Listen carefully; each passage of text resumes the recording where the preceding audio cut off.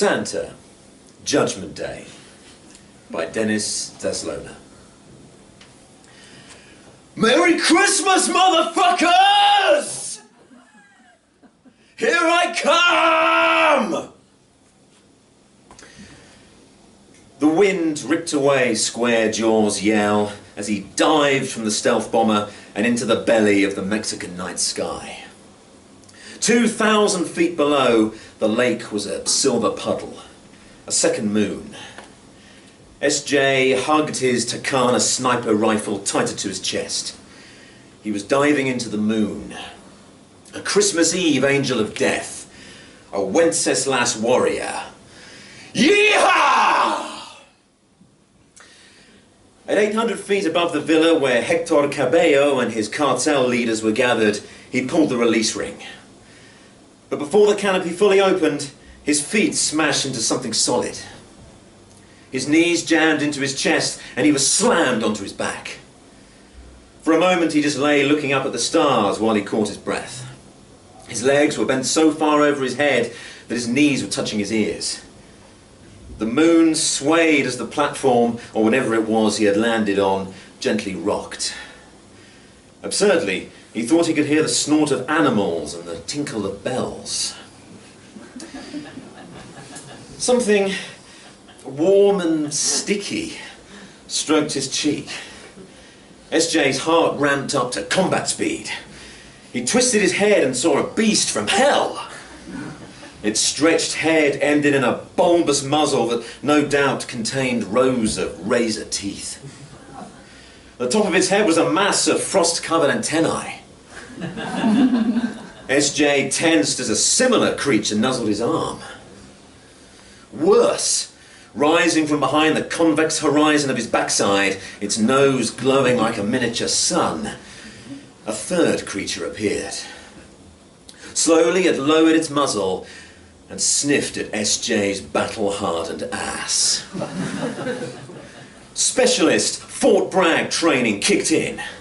SJ chopped arm nuzzler between the eyes. It gave a yelp and was gone. An elbow jab to the left nostril dropped cheek liquor out of sight. Jerking his legs forward, SJ sprang up and delivered a headbutt on Red Nose. Before the creatures could recover, SJ was on his feet, his unslung rifle on automatic. "Back off, you mothers!" he yelled. Straining against their harnesses and rattling their bells, the mothers backed off. SJ staggered as the wind caught his canopy. His chest tightened as he looked over the rim of the platform and saw that the lake was still at least 600 feet below. He hit the release button and his canopy ghosted into the night. SJ realized that he was standing in a friggin' sled. The only other occupant was this old, white-bearded guy in a red suit, half buried in a pile of silver, foil-wrapped boxes. SJ looked up, searching for the means of support that kept the sled suspended above the lake. There was no Chinook or any other form of delivery vehicle, just the pale, mocking moon. The harnessed animals floated in a disorganized group a little way from the sled. The one with the big red nose and watering eyes flashed him a hurt look. Then the guy in the fancy dress outfit groaned. "Okay, Grandpa." SJ poked the rifle into the guy's considerable belly. "What's the scenario?" "Scenario?" the old guy said, rubbing his head and pushing his hood lopsided. "Spill the beans or I'll spill your guts," said SJ. The guy seemed not to hear, just shook his head and muttered, "Too much brandy and too many pies." Way below the sled, white and red lights flashed, accompanied by a distant crackling like burning logs. "Oh, look!" the old guy exclaimed. "A party!" "Just tell me what's going on here," SJ demanded, "and make it quick." "Oh my," the old guy said as he stumbled back looking at the sled floor. "Some of the aftershave prezzies have come loose." He picked up a cylindrical orange object with a skull and crossbones on the side. I don't remember bringing this brand. I wonder what it smells like. Don't pull that pin! Yelled S.J. Don't what? Asked the old guy, the pin in his left hand and the cylinder in his right. S.J. swung the butt of his rifle, sending the stun grenade and a chunk of knuckle skin into the night. The darkness was ruptured by a searing white light and thunderous crash. S.J. and the old guy tumbled among the boxes as the sled rocked in the aftermath of the explosion. Something rolled against S.J.'s leg. Fearful of losing his last stun grenade, he grabbed it and thrust it into his pocket. There was a loud bang, and something clattered against the underside of the sled. Oh, goody! Fireworks! The old guy declared, looking over the side. The animals were becoming skittish. The nose of the lead creature glowed like a giant traffic light stuck on red as it glared with clear resentment at S.J. A streak of flaming orange whooshed behind the sled and erupted into a fireball. Yoo-hoo! The old guy called and waved his arms at the revelers below. It's anti-aircraft, dumbass! Called S.J. He yanked the old guy from the edge. They're trying to take us out! Another explosion. Closer this time. The sled jerked forward as the animals careered off in a wild gallop. Easy, Rudy! The old guy pleaded, then dived on top of S.J. as a line of orange fireballs arced towards them. A blue light flashed on S.J.'s wrist console. A recorded voice squawked from the earpiece which now dangled loosely on his chest. Warning, warning, pending missile attack. Well, shit. S.J. shoved the old guy away. Gotta take evasive action. He began ripping handfuls of foil from the parcels. Stop! It's not Christmas morning yet! Protested the old guy.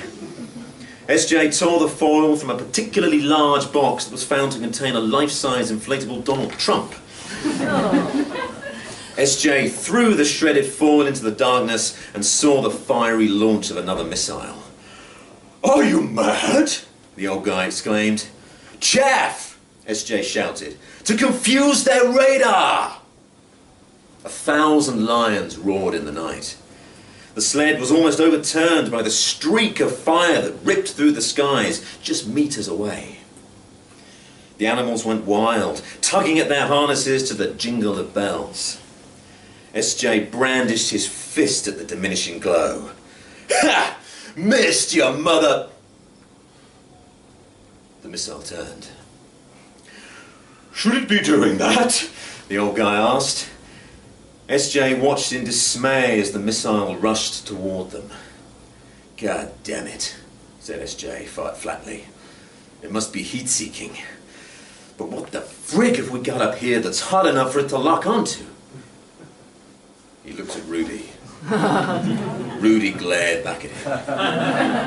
Aha! S.J. took aim at the red nose. Before he could shoot, the flash of an explosion drove a storm of searing lights into his brain. The blast shattered the sled beneath his feet. He was falling. The moon raced around in crazy circles. A Niagara of air raged about him, but changed in tone as he threw out his arms and stabilized his descent by using the webs of his glider suit. The moon stopped spinning, and he could see the lake, much larger now, rushing up to meet him.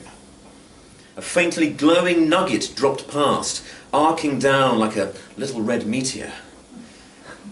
S.J. was pleased that at least the missile had scored a direct hit on Red Nose. His already pumping heart quickened as the outline of the villa became clearer. S.J. grinned defiantly, and mentally reciting the mantra, "For God and country," he aimed himself towards the lighted ground floor window. S.J. missed the window. Instead, demolishing the glazed front door and taking out the armed heavy guarding the entrance. The thick fur rug on which he landed hurtled across the highly polished hall floor, converting gravitational force into a horizontal skid. 15 black-suited goons leapt up from their chairs around the long table as S.J., screaming and swaddled in a tiger skin, cannoned in on them. A complete brake was put on his forward motion when he crashed into the wooden panelling beside the stone fireplace. By the time SJ's consciousness had returned enough to block the evacuation signal his brain was sending to his bowels, the heavies had him covered with a multitude of armament. A smart aleck voice in the back of SJ's head said, "Well, shit." Then, a furious clattering followed by a billow of soot diverted all eyes to the fireplace. The old guy howled as he embedded into the blazing logs. Then he howled again and leapt off, landing spread-eagled before Hector Cabello at the head of the table. A box tumbled out of the old guy's arms and burst open at Hector's feet. In a hiss of compressed air, Donald J. Trump slowly filled out before the amazed onlookers. A speaker inside the dummy crackled. "Fake news. It's all fake news." Hector flashed a smile. "And to think," he growled, "I never believed this hombre was real." SJ saw his chance. His fingers closed around the stun grenade in his pocket. The flash would give him the vital seconds he needed to grab a weapon, then it would all be over. Mission accomplished. In just one heartbeat, SJ launched his attack. With both hands to his ears and eyes clamped shut, he waited for the explosion. The black suits were stunned, all right. They all stared, baffled by the can of David Beckham Intimately deodorant slowly spinning on the floor before them. SJ was just wondering if maybe something had gone wrong when he heard the old guy's quivering voice. "Ho, ho, ho! Merry Christmas, everyone!" SJ heard a series of metallic clicks, steel ratcheting against the pull of powerful springs, and then that damn smart aleck voice inside his head saying, "Well, shit."